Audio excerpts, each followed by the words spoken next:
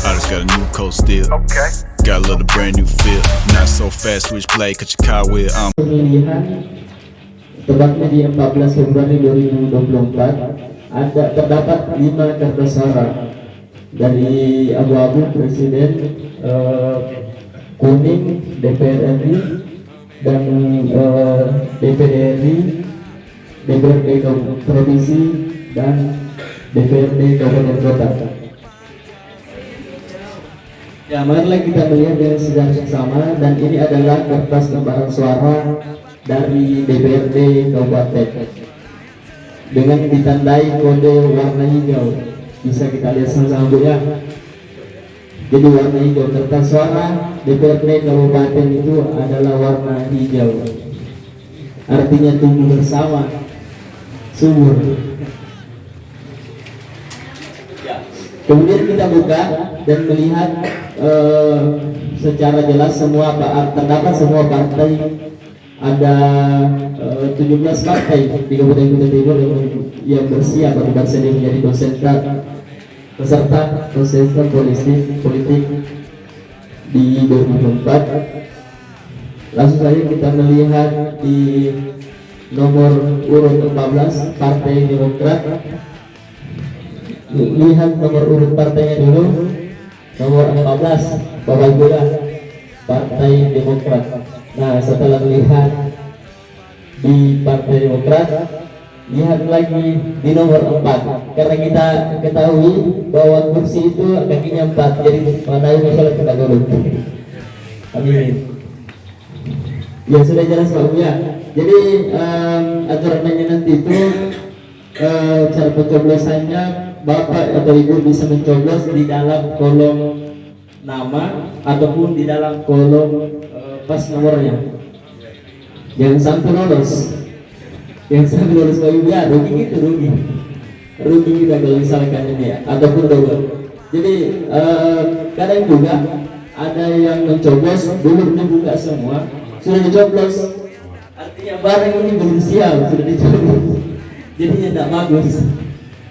Nah, jadi bagusnya dibuka, diperjelas, ya Bapak Ibu, ya. Sebentar ada yang ditanyakan, silakan Bapak Ibu. Ya, semuanya jelas Pak, ya Bu, ya. Ya, berarti sudah pengalaman semua. Saya mungkin yang belum berpengalaman, masih muda Pak, ya. Ya, mungkin itu aja. Kalau misalnya tidak ada pertanyaan dari Bapak Ibu, saya mengucapkan banyak terima kasih. Dan ya, kita lanjut lagi di provinsi.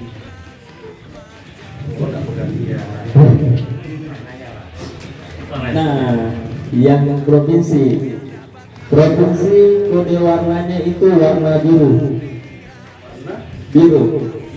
Sudah jelas warna biru Partai Demokrat. Ya, Bordia. Ya. Jadi biru itu warna kemenangan. Ya. Nah, di DPRD Provinsi Kalimantan Timur ada 18 partai yang resmi menjadi peserta di pemilihan umum tahun 2024. Sama kita sekali lagi melihat di nomor urut partainya, melihat partai yang terlebih dahulu, yaitu partai dengan nomor urut 14 yang sudah jelas juga warna biru, sama-sama warna kodenya. Dan kenapa di sini Pak? Dan di sini nomor urut partai adalah nomor 2 dan panduannya sama. Cara pencoblosannya mencoblos di dalam kolom nama ataupun kolom nomor. Ya, Bapak Ibu, ya, sudah lihat semua Pak, ya. Sahabat ada bertanyakan lagi? Oh Bu, ada yang tidak lihat Ibu, ya? Ada yang tidak ada? Oh, meskipun tidak ada, katanya Pak, meskipun dari ini tetapi sudah paham. Ya, alhamdulillah. Ya, baik, terima kasih banyak. Mungkin itu aja penyampaian dari saya. Lebih dan kurangnya mohon dimaafkan. Billahi taufiq hidayah. Wassalamualaikum warahmatullahi wabarakatuh. Sekarang itu kan anunya nggak ada fotonya Bu. Nah, sementara kita kalau perkenalan baliho apa kan semua ada foto ya, stiker. Jadi kalau nanti di TPS memang konsentrasinya nama saja sama nomor urut. Nama sama nomor urut. Kalau Pak Nawir tadi sudah jelas ya, kita kebetulan memang apa mungkin juga berkah Allah ini ya. Pelaksanaan pemilu itu tanggal 14 bulan 2 2024 gitu. Jadi kalau kebetulan Demokrat itu nomor urutnya 14. Jadi kalau ingat tanggalnya, tanggal pelaksanaan itu udah langsung arahkan tanggal itu ke nomor partainya. Kalau saya kebetulan nomornya 2, jadi bulannya bulan 2. Jadi kalau 14 Februari, nah ingat Pak Odi partainya 14, nomor urutnya 2. Nah kalau Pak Nawir tuh ingat di ujungnya 2024 ada 4-nya juga tuh Pak. Udah ingat itu aja tanggalnya, ada nomor 14, Kutai Timurnya Sangatta Utara, dapil 1, nomor urut 4. Ya, karena memang tidak ada gambar, jadi kadang-kadang ada orang ini siapa nih ingat mukanya tapi tidak ada di sini malah katanya pilih siapa dikira nggak ada calonnya. Itu aja tambahan. Terima kasih. Clear ya, Bapak ya? Clear ya? Sekarang saya tanya, kalau di kabupaten nomor berapa Bu Demokratnya? Nomor berapa? Kalau di provinsi? 2 ya? 4, 2. Kalau DPR-nya? 1 ya? 1. Nomor 14 Demokrat cari nomor urut 1. Ya. Yang lainnya tunggu. Ya. 3 saja dulu.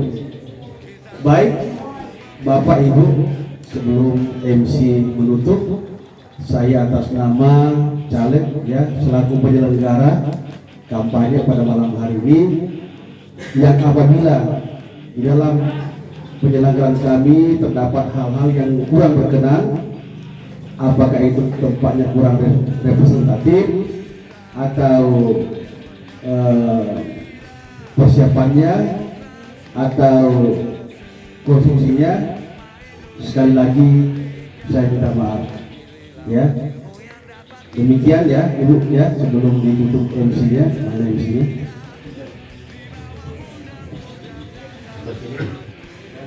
Assalamualaikum warahmatullahi wabarakatuh. Selamat malam, salam sejahtera bagi kita semua. Lama sekali ya, awak media makin eksis nih. Tidak menyapa langsung ya di tengah-tengah pemilu 2024 bersama calon anggota DPRD Kabupaten Kutai Timur, Bapak Heng Nawir yang maju diusung oleh perahu Partai Demokrat. Begitu juga di sebelah beliau adalah calon legislatif DPRD Provinsi Kaltim. Nah, yang ingin kami tanyakan ini mungkin sebelumnya memperkenalkan diri dulu Ibu, selaku apa di wilayah situ, silakan. Assalamualaikum warahmatullahi wabarakatuh. Nama saya Ibu Sukeni. Saya di wilayah ini sebagai tokoh, bukan hanya di RT ya, di desa mungkin ya, desa Semangat Barat, sebagai tokoh masyarakat yang memang saya itu telah berjuang di kemajuan desa itu dari tahun 2009. Tiga lagi. Ini kan luar biasa sekali nih Bu ya. Artinya dua kandidat calon legislatif dari Demokrat ini secara door-to-door menyapa masyarakat. Mungkin jika nanti kedua kandidat ini terpilih, apa yang Ibu harapkan terhadap amanat yang ingin mereka emban nantinya di kursi DPR? Ya, silakan.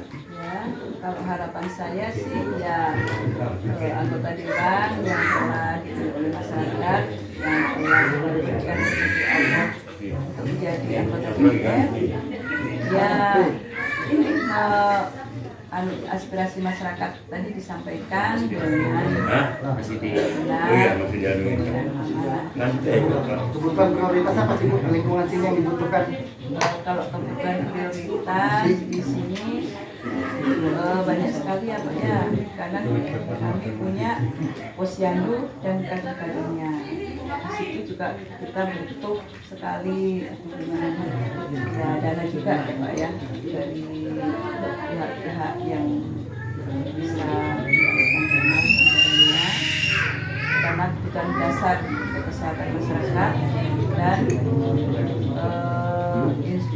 infrastruktur 50%, yang belum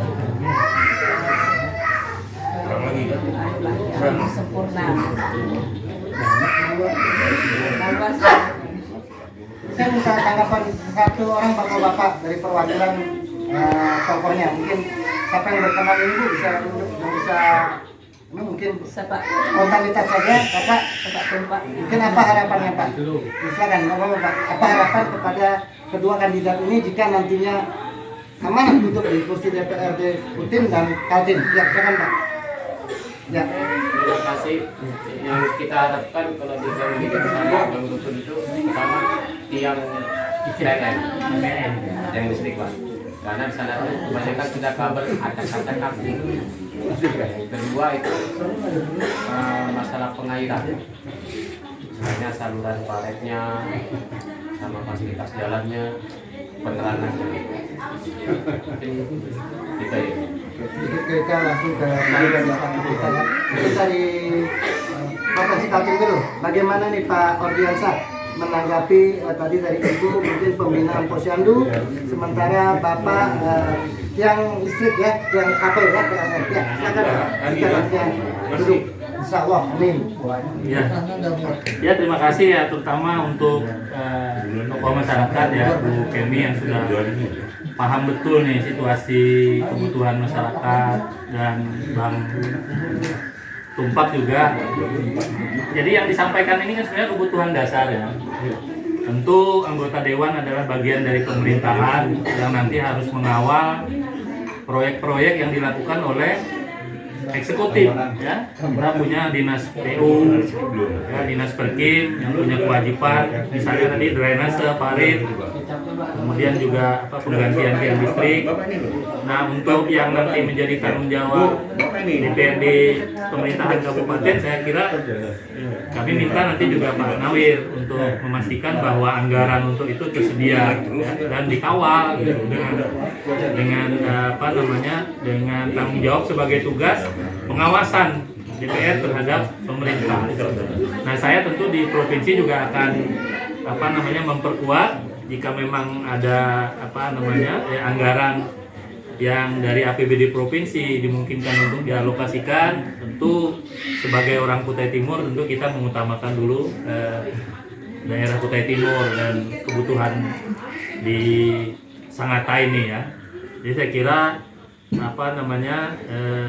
pasti bahwa tugas pengawasan dari DPR akan kita perkuat agar anggaran yang turun itu memang sesuai dengan apa yang disampaikan oleh masyarakat, bukan sesuai yang diinginkan oleh kepentingan proyek pemerintah gitu. Ya, ini yang harus kita kawal ya, anggaran itu. Itu yang penting dari kami. Mungkin sedikit ingin meminta sisi pengamatan dari Pak Ordin. Pak, sebenarnya ini kan masyarakat sudah berkali-kali mungkin mengusulkan berbagai usulan yang sama. Sebenarnya bagaimana sih Pak dengan pengelolaan, kalau dari kacamata Bapak, pengelolaan APBD kita selama ini hingga saat ini sebenarnya mencukupi atau mampu tidak menampung semua aspirasi yang mereka usulkan ini Pak? Ya jadi menarik ini Bang Bara, karena pemerintah itu kan sebenarnya ada musrenbang ya, musyawarah rencana pembangunan dari desa itu. Kebutuhan masyarakat desa lewat RT itu kan sudah dimasukkan tuh biasa ya. Tapi selalu alasannya adalah anggaran kita itu terbatas. Nah urutan-urutan pemerintah menggunakan anggaran itu kan ada itu ya. Urgensi dulu, yang tegang dulu, yang penting betul dulu. Apa tuh? Kesehatan masyarakat ya, pendidikan wajib 20%. Itu harus dialokasikan dulu. Nah kemudian baru yang kebutuhan yang penting. Yang penting itu mungkin ya fasilitas-fasilitas penunjang ya. Fasilitas penunjang itu seperti misalnya taman dan sebagainya itu diperlukan juga, tapi tidak mendesak. Nah kemudian di bawahnya baru nanti yang istilahnya remeh-temeh tapi juga untuk masyarakat misalnya diperlukan juga ya. Misalnya penambahan lampu hias dan sebagainya di beberapa tempat gitu ya. Nah ini yang harus dikawal nanti oleh kami di DPR gitu. Karena pemerintah itu bupati dan wakil punya visi misi. Gitu. Jadi pegangannya harus visi misi dulu. Ya, visi misi itu tentu yang urgen ya. Yang urgen itu misalnya dokter kita kurang, ya cari dokter, alokasikan anggaran untuk membayar gaji dokter di puskesmas, ya peningkatan kelas pelayanan puskesmas itu, ya beberapa butuh peningkatan menjadi rumah sakit Pratama misalnya di kecamatan itu. Di sini misalnya tadi untuk hampir 500 lebih kepala keluarga baru ada posyandu. Kenapa kita tidak mikir di sini misalnya katakanlah bisa juga pusat kesehatan atau pusat kesehatan desa, nanti kita alokasikan anggarannya, ya. Nah setelah yang kebutuhan urgensi yang genting penting ini baru yang prioritas hibur-hiburan apa gitu ya. Jadi maksud saya bukan kita tidak perlu masyarakat itu sesuatu yang bersifat merayakan ya hiburan dan sebagainya, tapi urutannya tadi yang mendesaknya apa sih, yang gentingnya apa gitu ya. Nah ini kalau itu diikuti saja usulan masyarakat di Musrembang Des itu, saya kira udah bisa dilakukan. Tapi faktanya kan masih banyak tuh yang di Musrembang diusulkan, di kecamatan hilang. Ya Bu Kemi ya, banyak usulan masyarakat desa yang justru ketika di kecamatan dan di kabupaten dia bisa hilang. Nah ini yang tugas kami, nanti kami juga memastikan bahwa yang diusulkan masyarakat itulah yang harus diutamakan, bukan kepentingan misalnya proyek dari pemerintah saja yang harus dipenuhi. Itu Bang. Jelas ya, edukasi cerdas nih dalam membangun yang langsung disampaikan oleh Pak Ordi ya. Mungkin sebelah saya dengan Pak, biasa saya memanggil Pak Daeng Nawir DGH lah ya, SE. Mungkin Pak Nawir, ini masyarakat sudah banyak berharap dengan kita jika nantinya duduk. Apa yang ingin disampaikan? Kalau berbicara masalah keberpihakan masyarakat, saya juga punya ilmunya ya. Karena 4 tahun di program PSPM itu beda-beda tipis dengan anggota dewan sebenarnya. Cuman ada keterbatasan anggaran ketika saya mengelola waktu itu, kisarannya sekitar 1,5 M sampai 2 itu kami cover 4 desa. Jadi memang waktu itu kami bagi-bagi ya. Jadi berkedewanan ini saya melihat bahwa banyak anggaran di sana ya untuk kita kucurkan ke masyarakat. Sepanjang masyarakatnya begini, saya ingin menyampaikan ke masyarakat juga bahwa ini ada yang kurang pas menurut saya, bahwa ini selalu muncul di di masyarakat bahwa kalau saya memilih saya memilih daerahnya berbeda dengan provinsinya, berbeda dengan DPRD-nya. Sementara dalam politik itu ada namanya politik integritas ya atau sinergi. Karena begini, DPR kabupaten itu punya anggaran, DPR provinsi punya anggaran, dan di sana punya anggaran. Seandainya kita tidak poskan di sini, ada di provinsi, ya. Seandainya anggarannya di sana itu ada di daerah, seperti itu. Siapa sangka, misalkan kita tidak menyangka waktu itu bahwa bedah rumah itu, kita tidak pernah menyangka bahwa Kutai Timur itu kebagian bedah rumah. Tapi dengan kepiawannya seorang Irwan itu mengawal. Meskipun sebenarnya itu di daerah sini siapa yang waktu itu paketnya ya, tandemnya waktu itu. Tapi inilah seorang Irwan ya. Apalagi saya mengedukasi ke depan Bapak Ibu bahwa jangan lagi terjadi seperti itu, bahwa kalau di daerahnya itu kabupatennya itu Pak Nawir, provinsinya Pak Ordi, Pak Ir, itu paket. Jadi ada integritas Ibu, ada sambung menyambung. Yang salah di kita selama ini sudahlah, aku udah kenal provinsinya si A aja ya. Ya. Banyak kan yang terjadi begitu. Tapi kalau kita mau memilih secara cerdas dan betul-betul kita mau berkesinambungan secara program seperti itu Bapak Ibu ya. Kalau ini demokratnya, provinsinya demokrat, RT-nya juga demokrat. Nah kemudian juga saya ingin meluruskan kepada Bapak Ibu sekalian bahwa tupoksi daripada anggota dewan itu ada 3 ya. Ada 3. 1 legislasi, 2 budgeting, atau 3 kontrol ya, mengawal ya.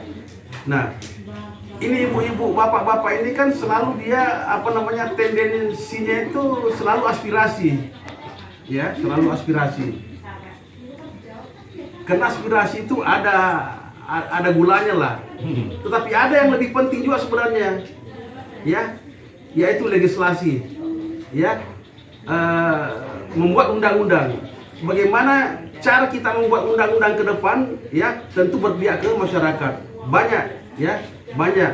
Ya, barangkali juga nanti misalnya ke depan kita buat perdanya bahwa satu desa, satu polindes atau klinik, ya. Dan itu belum ada perdanya. Itu kan. Nah, yang selama ini kan masyarakat terindahkan dengan aspirasi. Tapi abai dengan itu tadi, ya, legislasinya itu. Dan jangan lupa juga kontrolnya, pengawasannya. Dan yang kita selama ini abai juga masalah pengawasannya. Coba lihat sekarang yang terjadi di mana-mana, anggota kepala dinas dan ini perangkapnya ini lagi melancong keluar ini, ya. Itu uang siapa? Uang kita, uang masyarakat. Pemanfaatannya tidak jelas. Ya, kalau seandainya itu betul itu diberangkatkan, ya, dengan kerja-kerja sesuai dengan program pemerintah, itu tidak ada masalah buat kami. Tapi kalau cuma untuk berleha-leha yang kemudian menghabiskan anggaran, untuk apa? Kasihan dong kita semua, itu uang kita. Nah, itulah nanti kami berangkat bersama dengan Pak Ordi, ya, untuk kita kawal dan kita rubah. Dan saya berjanji, bersumpah kepada Bapak Ibu, seandainya saya jadi, kalau saya tidak menjalankan kerja-kerja kedewanan saya, Pak Ordi, silakan saya di PAW, Pak. Ya, silakan saya di PAW. Jadi itu ada bara bahwa keterpanggilan saya ini sudah kalau buat saya itu sudah klimaks, ya.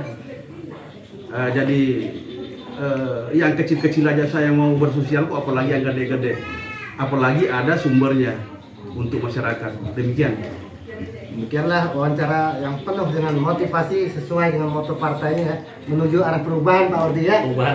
Perubahan dan perbaikan demi Kabupaten Kutai Timur. Ikuti terus perkembangan pelaporan dari Makin Eksis. Selamat malam, salam sejahtera bagi kita semua. Assalamualaikum warahmatullahi wabarakatuh. Waalaikumsalam warahmatullahi wabarakatuh. Muhammad Nawir 4 tetap menuju perubahan dan perbaikan.